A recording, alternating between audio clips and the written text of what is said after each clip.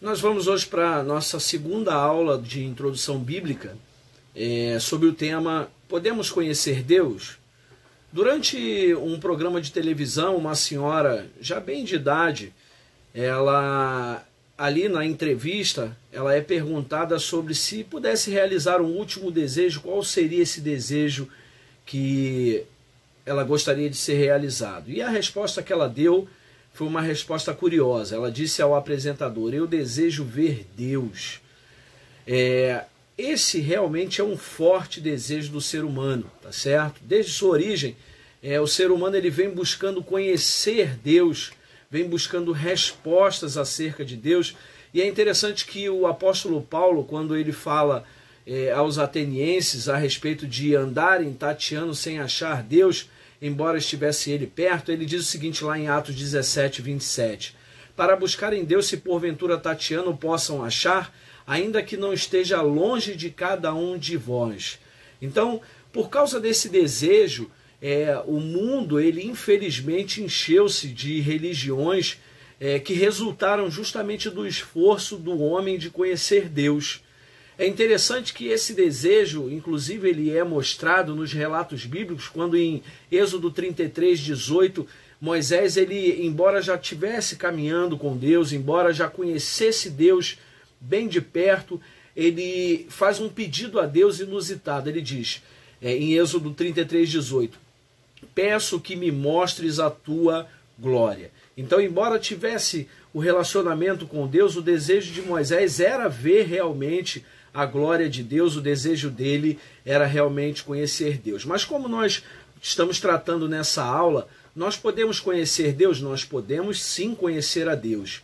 Ele existe, nos criou, ele se interessou e por conta desse interesse de Deus, ele se torna conhecido da sua criação, né? Então, ele se torna conhecido e por conta disso, nós podemos o conhecer. Então aí está a resposta da nossa pergunta, né?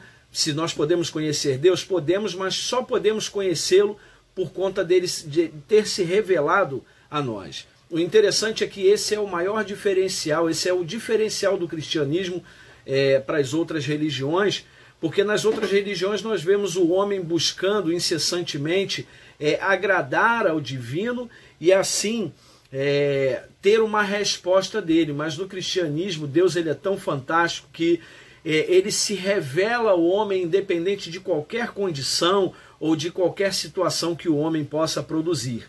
Então o diferencial do cristianismo está aí, onde o Deus soberano ele se coloca à disposição e se revela ao homem de forma sublime, né? Então aonde nós podemos encontrar esses indícios, né?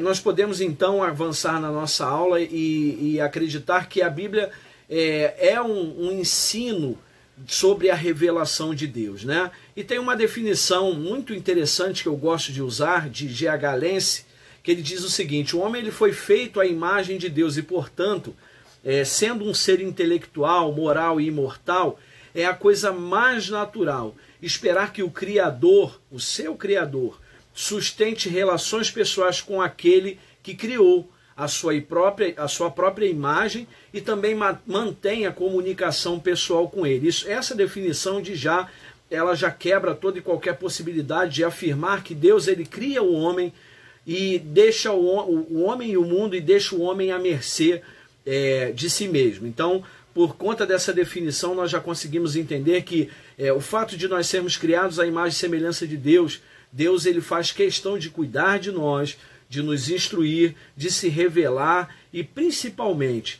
de manter essa comunicação conosco, e comunicação essa que é de forma pessoal. Ele trata cada um na sua individualidade, o que é muito importante nós entendermos. Então, aonde nós encontramos uma base para entendermos essa questão da revelação de Deus a nós? Hebreus verso 1 e 2, parte A, diz assim: antigamente Deus falou muitas vezes e de muitas maneiras aos pais pelos profetas, mas nestes últimos dias nos falou pelo Filho. Então o que nós conseguimos extrair aí desse versículo de Hebreus, né? Esse versículo ele nos ensina algumas verdades acerca da revelação, né? A primeira verdade que ele nos ensina é que Deus ele desenvolveu um processo de revelação de si mesmo. Nós temos que entender que Deus ele é soberano, ele é criador, ele é um ser inteligentíssimo, ele tem todo o domínio. Então, ele desenvolveu um processo de revelação de si, tá certo? A segunda verdade que a gente consegue tirar desse versículo, e vamos tratar isso mais adiante, é que Deus ele se valeu de diferentes modos de se revelar.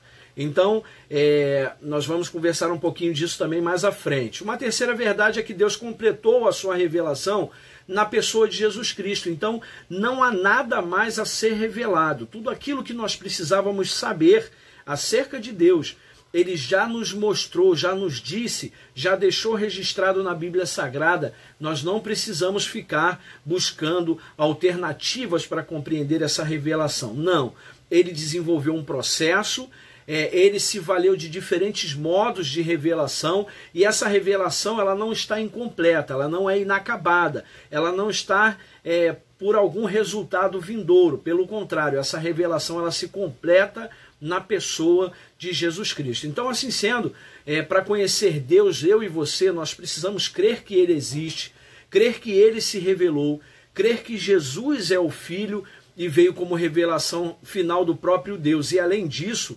também é preciso crer que a Bíblia é o registro dessa revelação que perpassa os séculos. Então, além de nós crermos na pessoa de Deus, na pessoa de Jesus, nós precisamos crer também que a Bíblia Sagrada, ela é o registro dessa revelação para nós. Então, como nós podemos entender toda essa questão da revelação de Deus? Toda a nossa fé, ela tanto sobre o aspecto da convicção individual no Evangelho, como sobre o aspecto de sistema de doutrinas em que cremos, ela origina-se da certeza de que temos de que Deus se revelou ao homem e que a Bíblia ela é o registro dessa revelação. Então nós não podemos abandonar isso, tá certo? Toda a nossa fé ela se baseia nesses princípios em que Deus ele se revelou, na pessoa de Deus, ele se revelou, e ele se revelou deixando para nós a Bíblia Sagrada como registro único dessa revelação, tá certo? Mas como nós podemos entender, então, a palavra revelação? Etimologicamente, revelação é toda e qualquer manifestação do que está oculto, tá certo? Eu gosto também de uma definição de Burger, muito interessante, onde ele diz que a revelação ela implica alguém que se manifesta, tá certo? E alguém que recebe a manifestação da verdade manifestada. Então, essa definição é muito interessante para a gente pensar. Deus ele se revela, mas ele se revela justamente porque tem alguém que vai receber essa verdade manifestada, que é justamente a sua criação. Daí o princípio, né, dessa relação de Deus conosco, além de nos criar, além de colocar em nós a sua imagem, a sua semelhança, o desejo de Deus de se comunicar conosco e não nos deixar só nessa vida, tá certo? Então, quais são as maneiras de Deus se revelar? A parte primeira do versículo de Hebreus que nós lemos um pouco antes, ele diz o seguinte: Deus falou muitas vezes e de muitas maneiras. Então, como isso pode ser caracterizado para que eu e você entendamos essa revelação? Há duas classificações básicas que eu queria tratar e queria que você gravasse, que anotasse, que guardasse essas duas classificações básicas. De um lado, nós temos a revelação geral. E o que é a revelação geral? É Deus se comunicando a respeito de si com todas as pessoas de todos os tempos e de todos os lugares. Então essa é a revelação geral. Não há ninguém privado, né, de conhecer a Deus. Mas também tem a revelação especial do outro lado, que abrange as comunicações particulares e as manifestações de Deus para pessoas específicas em épocas específicas. Então nós temos aí a revelação geral, que é uma comunicação realmente totalitária, geral, aonde abrange todas as pessoas, de todos os tempos, de todos os lugares. Nós temos também a revelação especial que abrange uma comunicação particular e pessoal de Deus. E isso é muito importante nós entendermos e vamos tratar aqui de forma individualizada. Então, a primeira que eu vou tratar com vocês é os meios da revelação geral. Então, quais são os meios da revelação geral, os meios tradicionais de revelação geral? Eu separei 3 principais, tá certo? Para que nós pudéssemos conversar hoje, mas eu gostaria que você gravasse esses 3 aí no seu coração, na sua mente, para que você tenha conhecimento um pouco mais aprofundado. Então, os 3 meios de revelação geral principais aí que a gente pode estudar na natureza física, né? Na história da humanidade e na natureza humana. Então eu vou caracterizar agora para você essas 3 aí de forma individual para que você entenda. Natureza física, dentro dessa revelação geral de Deus. A própria Escritura ela nos propõe que existe um conhecimento de Deus a que se chega por meio de ordem física criada. Então, olha só o que o salmista em Salmo 19, verso 1 diz. Os céus proclamam a glória de Deus e o firmamento anuncia a obra de suas mãos. Essas e numerosas outras passagens deixam claro para nós que Deus deixou provas a respeito de si no mundo que criou. Então eu costumo sempre dizer o seguinte, se você olhar para a natureza criada, existem algumas coisas que são belas demais para que a nossa compreensão consiga alcançar. Então eu uso sempre o exemplo, por exemplo, de um beija-flor, que é um pequeno pássaro com pequenas asas, mas que bate numa velocidade, as suas asas tremenda, aonde o homem quase que hoje que conseguiu contar essas batidas e ver que ele tem uma velocidade muito rápida. E tantas outras criações que eu e você podemos contemplar, uma flor ao desabrochar, e as nuvens no céu, tá certo? Uma árvore que ela é uma semente, se torna um broto, uma árvore, e começa a dar frutos, né? De uma semente nascem tantos frutos. Então, através dessa natureza física criada, nós conseguimos observar, sim, vestígios ali, né? Características de que Deus criou. Não haveria outra forma. Aquilo ali não poderia jamais ter vindo de mãos humanas, uma criação tão bela e sublime.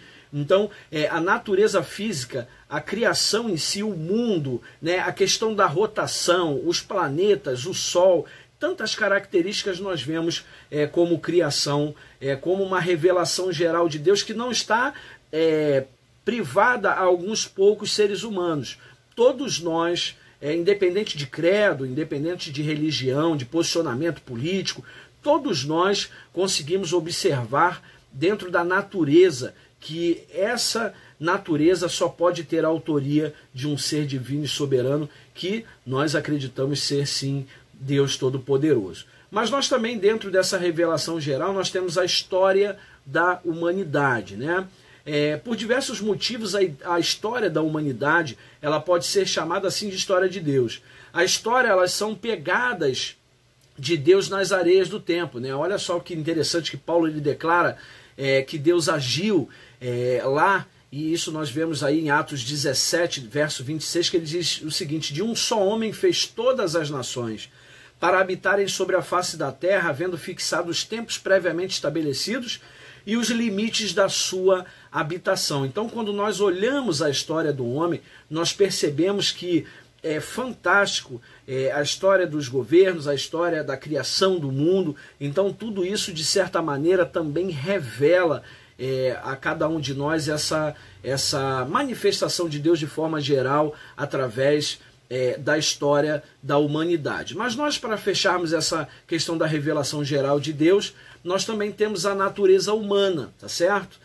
Deus ele criou os seres humanos, a sua imagem e semelhança, nós temos isso relatado lá em Gênesis 1, 27, e consequentemente nós podemos aprender algo sobre Deus ao olharmos para os seres humanos. Interessante que estamos vivendo um tempo delicado, onde estamos sendo convidados por Deus, através dessa pandemia que está acontecendo, né, no nosso Rio de Janeiro, Brasil e mundo, nós estamos sendo convidados a olhar para o outro de forma empática, de forma generosa, e nessa manifestação de olharmos uns aos outros, nós também temos ali a revelação geral de Deus através da natureza humana, tá certo? Então, ao olhar para a criatura de Deus, nós podemos aprender algo sobre o Criador. E aí nós temos lá em Salmo 94, versos 9 e 10, o salmista dizendo o seguinte: aquele que fez o ouvido, será que não ouve? Aquele que formou os olhos, será que não enxerga? Aquele que repreende as nações, será que não vai punir? Aquele que dá aos seres humanos o conhecimento, que não tem sabedoria? Então ele diz, olha, será que Deus, que criou o homem, não se revela a ele? Será que esse homem, ele de alguma maneira não passa a imagem de Deus para o próximo? Então nós precisamos sim entender que uma forma de revelação geral é sim a natureza humana. Quando nós respeitamos o nosso próximo, nós estamos assim também, de certa maneira, respeitando a criação de Deus. E isso, infelizmente, falta muito para a nossa humanidade hoje, mas nós estamos nesse tempo sendo reensinados a conviver, a viver de forma harmoniosa, empática, e assim compreender que a imagem e semelhança de Deus também precisa ser tratada com cuidado, e à medida que nós intentamos algo mal, ou mesmo proferimos palavras que não devia, nós estamos ali, de certa maneira, agredindo a criatura de Deus, e isso não pode acontecer. Então nós fechamos aí essa questão da revelação geral de Deus, e partimos para o segundo ponto, que é a revelação especial de Deus. Agora, ao examinarmos os meios ou modalidades concretas e especiais pelas quais Deus se revela, nós podemos então entender também 3 pontos importantes dessa revelação especial da parte de Deus. Primeiro, os eventos históricos. Segundo, o discurso divino. E por último, para fechar, a própria encarnação de Jesus Cristo. Então, o que são os eventos históricos, essa revelação especial de Deus? A Bíblia ela destaca toda uma série de acontecimentos divinos pelos quais Deus se fez conhecer. Da perspectiva do povo de Israel, um evento básico foi o chamado de Abraão, considerado o pai da nação, que nós vemos lá em Gênesis 17, de 1 a 8. Um outro evento histórico também é a provisão divina de Isaac em Gênesis capítulo 18, como herdeiro, sob condições improváveis. Foi outro ato divino também muito significativo. A provisão de Deus em meio à fome que reinou na época de José em Gênesis capítulo 43, a libertação do povo de Israel do Egito, a conquista de Canaã, o nascimento de Jesus e também a expansão da igreja, são ações especiais de Deus, são eventos históricos. Então você vê que é a manifestação de Deus acontecendo em eventos especiais para trazer àquele povo, aquelas pessoas do seu tempo, uma mensagem especial. Então, através dos eventos históricos, nós vemos a revelação especial de Deus, justamente porque foi um povo específico, com uma necessidade específica, aonde Deus tratou de forma específica. Então, isso é uma característica aí dos eventos históricos, né, da revelação especial de Deus. Nós temos também o discurso divino, né, que é uma expressão muito comum na Bíblia que caracteriza esse discurso divino, né? Nós vemos isso muito característico no Antigo Testamento, que é uma declaração do seguinte: nós vemos isso em Jeremias 18:1 e vemos isso em Ezequiel 12:1, onde os profetas dizem: veio a mim a palavra do Senhor dizendo. Então, os profetas eles tinham consciência de que a mensagem proferida não era de criação própria, de autoria própria, mas era criação de Deus. Então, o discurso divino é justamente isso, onde Deus, ele, através de profetas, através de homens especiais, ele fala à humanidade de forma direta, de forma pontual. Então, os profetas também entendem que essa revelação é uma revelação especial, é um discurso divino, justamente porque eles não têm condições nenhuma, de acordo com a sua humanidade limitada, de produzir alguma mensagem tão eficaz como foi a mensagem de Deus no Antigo Testamento. Então, isso também é uma forma de revelação especial. E por último, para nós encerrarmos aí o nosso comentário e a nossa aula, é justamente a encarnação. O meio mais completo da revelação é a encarnação. O argumento aqui, nessa questão da encarnação, é que o discurso e a vida de Jesus é uma revelação especial de Deus. A humanidade de Cristo, ela revela essa mediação da revelação divina. E aí, Jesus ele vem de forma completa e totalitária fechar essa questão da revelação especial de Deus ao homem, e assim, em Jesus, essa revelação, ela junta-se, a pessoa de Jesus com a palavra, e aí essas duas pessoas se fundem, né? Uma a outra, e aí Jesus ele faz essa junção, né, de palavra proferida e a palavra praticada na vida real, né? Então Jesus ele tanto falou a palavra do Pai, como demonstrou os atributos dele, né? Jesus ele verdadeiramente é a revelação completa. E nós temos isso também caracterizado na palavra, né? O apóstolo João, ele diz isso em 1 João 1, capítulo 1, verso 1, ele diz o seguinte: o que era desde o princípio, o que ouvimos, o que vimos com os nossos próprios olhos, o que contemplamos e as nossas mãos apalparam a respeito do verbo da vida. Então, ele era desde o princípio e ele se revelou ao homem de forma especial através da pessoa de Jesus Cristo, de forma totalitária e de forma completa. Jesus ele também disse, afirmou isso. Ele em João capítulo 14, verso 9, ele diz assim: Jesus respondeu: há tanto tempo estou com você, Filipe, e você ainda não me conhece? Quem vê a mim, vê ao Pai. Como é que você diz, mostra-me o Pai? Então, Jesus ele também diz que ele é a encarnação, ele é a revelação final. Então, o que nós vimos nessa aula de hoje? Nós não precisamos procurar mais nenhuma revelação da parte de Deus para nós. Nós temos isso tudo a nosso dispor, tanto de forma geral, como nós vimos, né? A revelação geral da parte de Deus, aonde ele se mostra através da natureza criada, aonde ele se mostra através da história da humanidade, aonde ele se mostra através da natureza humana, e nós vemos essa revelação também de forma especial, que é através dos eventos históricos, né, que nós vimos lá, os grandes eventos históricos que a Bíblia nos relata, o discurso divino, onde o próprio ser humano ele consegue identificar que é o Deus soberano falando com ele, e através da encarnação de Jesus Cristo, nos mostrando aí não só a redenção de forma totalitária e completa, mas fechando esse período de revelação da parte de Deus ao homem. Então você vê que Deus ele cria uma linha, né, de raciocínio e de atuação, e ele deixa isso claro para nós através da revelação bíblica, e nós não precisamos buscar revelação da parte de ninguém, de nenhuma pessoa que esteja falando que teve uma revelação especial da parte de Deus.